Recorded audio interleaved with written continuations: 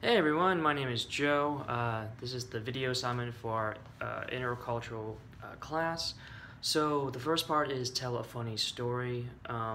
So back when I was around 8, 9 years old, I went to my first mass.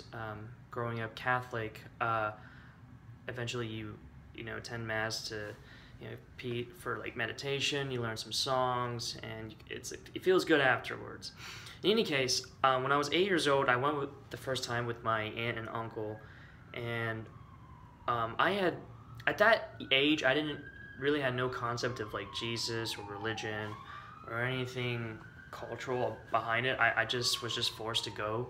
So when I was at mass, I noticed a cross on the very center in the building, and on the cross was, of course, Jesus. Now, at the time when I saw this, it was very interesting to me, and to this day, I made a comment that made like half the room laugh, and then the other half not so much. So I saw Jesus on the cross, and of course the blood from his head coming down his face, and I asked my aunt, and I don't know why I said this.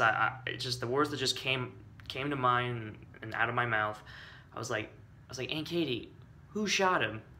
And I said this out loud when everyone was kind of like in a very quiet building. So I thought it was just so funny because literally everyone in the room kind of gave me like that jaw dropping, like, oh my God, I cannot believe he said that.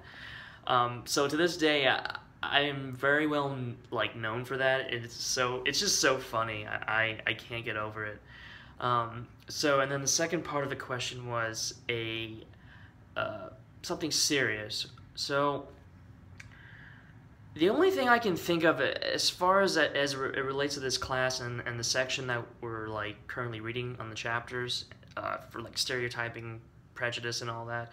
One of my good friends, Curtis, he's black. He is a very down to earth, nicest guy, like human being I've ever like come into like encounter with, befriended, and I love the man to death. He's like one of my best friends.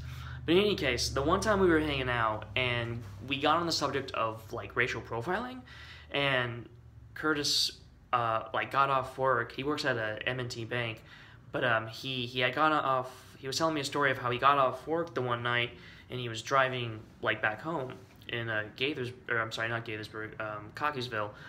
As he was driving back home, he got pulled over by a cop, and the officer when he approached him, the officer like was just like, have you been drinking tonight? First question, have you been drinking tonight? And Curtis responded, no. And then the officer proceeded to ask him for his license and registration. So then at that point, the officer is kind of like doing one of those, going out of his way to try to find something to get Curtis for, and then he proceeds to go back to his car, the officer's car, and run a check. And when he comes back, everything comes clean, and it was just that's the end of the story. But what Curtis, my friend, was trying to tell me was he has been stopped multiple times, and he no doubt believes it's because he's black. He's very just very wary of the police, and it's always and again, when I first was like getting to know him and everything, I came from Arizona, and I never knew like that was really like, whoa, there is such thing as like racial profiling. There is such thing as like police like brutality, and just the harassment that some of the minorities have to deal with, especially nowadays in the country of the free. And so one of the last questions for this assignment was to see how we can maybe ease up, or maybe not so much fix, but try to live in a better world where there's less racism, there's less hate, there's no judgment.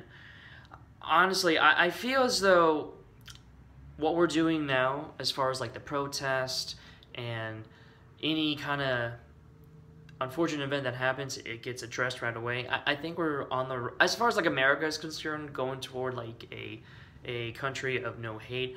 I believe we're honestly in the right direction, but I think we could, put more effort into possibly ending racism, ending discrimination, all these stereotypes of people, because it's getting to the point where everything is just getting sensitive now in the world and we live in, and it boggles my mind. But I think, truly believe there is good people out there that have a level-headed mindset and are willing to do good.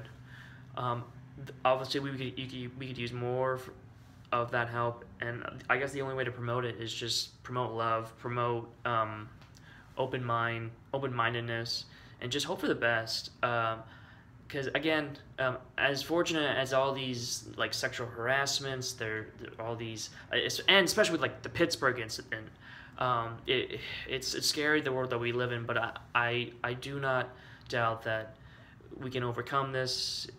We have in past histories, in wars and such, and diseases and all that stuff. So, but thank you so much, everyone, for listening in. Have a great day.